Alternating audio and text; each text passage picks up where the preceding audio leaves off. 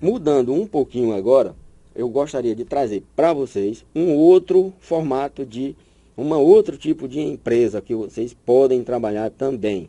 Uma montadora de condicionadores de ar, ou seja, aquela empresa prestadora de serviço que vai, na verdade, apenas fazer a instalação. Se vocês observam, o mundo hoje está, como a gente já tratou em outras oportunidades, altamente terceirizado. A logística também está terceirizada. Então, alguém fabrica um aparelho de ar-condicionado, terceiriza a venda numa determinada região, cidade, estado, e terceiriza mais ainda, ou seja, faz uma quarteirização, como é o que é colocado, para que uma outra empresa faça a montagem desse ar-condicionado. Então, vamos considerar aqui no exemplo, essa empresa montadora dos sistemas de ar-condicionados para residência. Então, considere uma pequena empresa com apenas 3 técnicos e o proprietário, ou seja, 4 pessoas trabalhando, sediada na capital do estado do Piauí, ou seja, em Teresina, devidamente equipada para a montagem de equipamentos de refrigeração de ar em residências. Não vamos nem considerar a questão comercial, porque o atendimento já seria um pouquinho diferente. Tá? De imediato, a localização da base da empresa deve ser centralizada para atender os clientes, percorrendo o mínimo de espaço possível. Ou seja, eu quero gastar menos combustível, eu quero gastar menos tempo, eu quero ter rotas alternativas onde eu possa atender os meus clientes sem ter altos custos. Assim como deve estar bem próxima dos fornecedores de matéria-prima. Ou seja, quem são os fornecedores de matéria-prima? As empresas que estão vendendo o equipamento de ar-condicionado. Então, porque eu vou ter que pegar o ar-condicionado, a máquina, no fornecedor e instalar na casa do meu cliente. Então, quanto menor for esse espaço, melhor. Quanto menos eu andar. Ou seja, o correto aí é eu ficar próximo do cliente ou ficar próximo da empresa. Aonde é que eu vou mais? Na casa dos clientes ou na empresa? Então é melhor que eu fique próximo da organização que me fornece matéria-prima.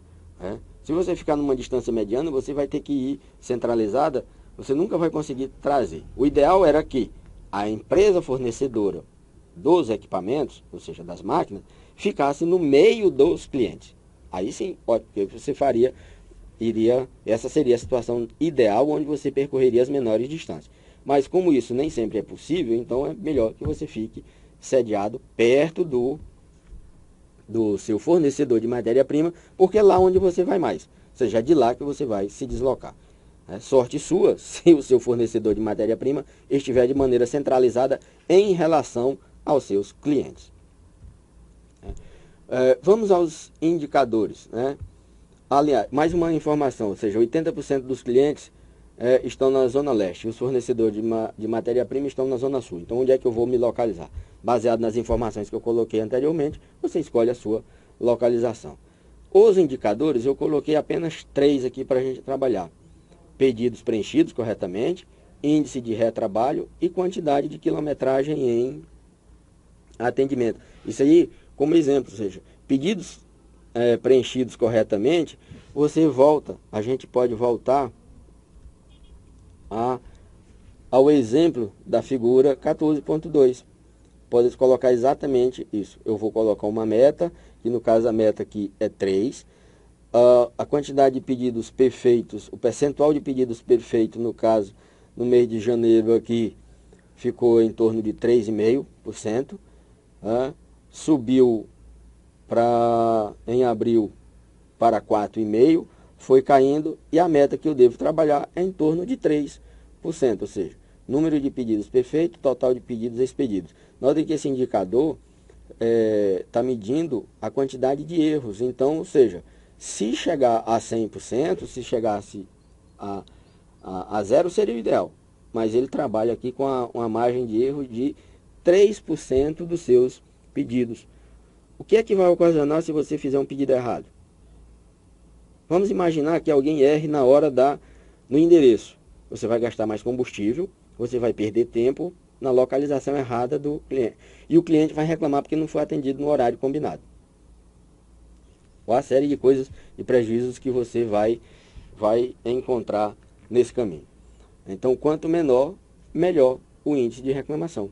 Nesse caso específico aqui. A meta que ele trabalhou em 3, ou seja, significa que ele vai ter um erro em 3%. Isso vai impactar lá no final do seu lucro, né, na apuração do lucro do exercício, quando você estiver revendo estas contas.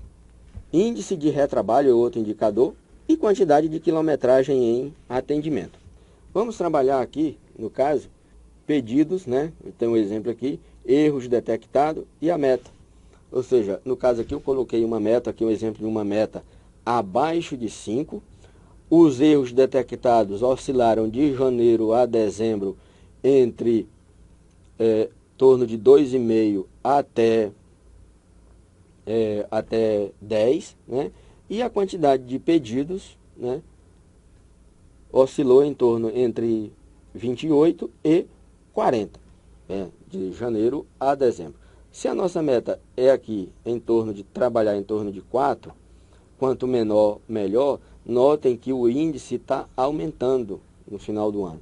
Por que esse índice aumentou? Porque eu estou trabalhando de maneira mais inadequada ou porque no final do ano as pessoas, nos meses mais quentes do ano, eu vendo mais e eu aumento o meu índice de pedidos errados?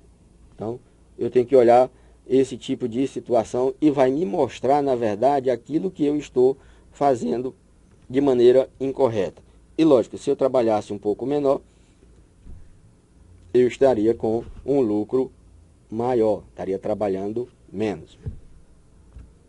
Outro indicador, né, retornos para correção. Eu estou querendo medir nesta segunda tabela, nesse gráfico, eu vou pegar o mesmo número de pedidos trabalhados de janeiro a dezembro e estou medindo agora em quantos locais eu retornei para refazer alguma coisa. Ou seja, de novo, está aumentando em razão da quantidade de pedidos feitos nos meses mais quentes do ano. O ideal é que eu trabalhe sempre. E estão vendo que a nossa outra coisa que você pode notar no gráfico é que a nossa meta, né, não está sendo atingida. Ou seja, o meu índice de retorno está sempre acima da meta. Então eu estou fazendo algo de errado. Ou a meta está estabelecida de maneira completamente equivocada, ou então eu estou trabalhando errado. Então o que você tem que medir é a quantidade de pedidos e verificar quais são as causas desses erros, né? E verificar se a sua meta não foi subestimada, né? Ou seja, superestimada. Eu estipulei uma quantidade mínima de erros e não estou nem conseguindo chegar. Não vão também fazer algo para apenas ficar bonito na fita e olhar, se a minha meta, eu não estou conseguindo atingir minha meta, então vou aumentar a minha meta. Beleza, eu fiquei abaixo. Digamos que eu pegue esse mesmo exemplo aqui e coloque como sendo a minha meta em 10. Então eu estou trabalhando meu índice de erros em sempre abaixo de 10, eu estou bonito na fita. Você vai agora ao mercado. Quantos erros o teu concorrente comete? Você precisa estabelecer comparações. Que a coisa mais bonita do indicador é que ele não serve só para você, ele serve para o teu concorrente. E aí você precisa, de alguma maneira, conseguir saber o índice de reclamação do teu concorrente. E isso não é uma tarefa fácil. Não é uma tarefa simples você sair para o mercado e notar o índice de reclamação do teu cliente. Para isso existem as associações. As associações ajudam a estabelecer metas comuns a todos e, lógico, alguns podem não dizer exatamente a verdade, mas estabelece pelo menos um parâmetro de comparação. E você precisa saber se você está de acordo com o mercado ou de acordo com o melhor do mercado. Ou seja, qual é a empresa que está crescendo mais? Aquela que está aumentando as suas vendas é aquela que com certeza erra menos. Então, procure se comparar com ela se você conseguir saber quais são os seus indicadores, já que isso aqui, essa medida é um dado interno, então dificilmente a empresa vai querer colocar isso de bandeja para você. Pode até ser que coloque, né? Outro indicador que precisamos trabalhar aqui é comparar o número de pedidos em função da quilometragem rodada. Vejam que eu coloquei aqui de maneira bem aleatória, que vocês vão medir isso e saber exatamente o que é que vai te possibilitar. Eu estou medindo aqui de janeiro. Em janeiro eu rodei 50 quilômetros. Aqui em julho eu estou rodando quase 60 quilômetros. E em dezembro, que eu tenho um índice maior de pedido, veja que o número de pedidos é o mesmo. Estou colocando, não mudei o meu número de pedidos se comparado ao gráfico anterior. E esse número de pedidos, o número de quilômetro rodado caiu bastante. Então, como é que eu estou vendendo mais e estou andando menos? O que é que ocasionou isso? Com certeza, os meus clientes estão estão mais perto do meu local de pegar matéria-prima. Lembre-se que o índice de pedidos está aumentando e o número de erros também. Então, pode ser que não estejam errando a localização. E aí eu estou conseguindo chegar a uma rota sem tantos retornos. O importante do indicador é que você faça comparações entre eles. E aqui, de novo, eu não coloquei meta. Por quê? Porque eu tenho... Como é que eu vou estabelecer uma meta de quilometragem rodada? Eu deixei em branco. Posso colocar. Olha, mês a mês eu só preciso rodar X quilômetros. Não é uma coisa fácil, porque vai depender da localização dos meus clientes. Gostaria de finalizar aqui com vocês agradecendo novamente. Eu já fiz isso na aula anterior. E espero ter esclarecido melhor como é que funciona um indicador. Obrigado a todos.